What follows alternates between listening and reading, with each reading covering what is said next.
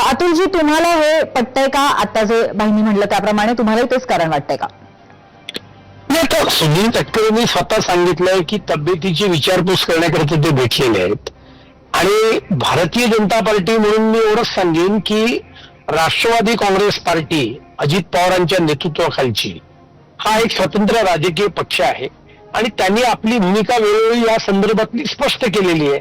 त्यामुळे त्यांनी काय भूमिका घ्यायची आहे, त्यांचं आणि शरद पवार गटाचं विलिनीकरण होणार आहे की नाही, हे त्या पक्षाचे विषय आहेत.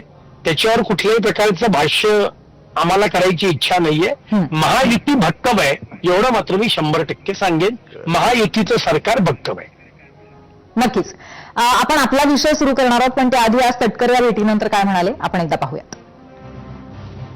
अनेक दिवस ठीक नसल्यामुळे त्यांच्या तब्येतीची विचारपूस करण्यासाठी गेले काही दिवस वेळ मागितला होता, कारण साहेब ब्रिज कंडीमध्ये होते.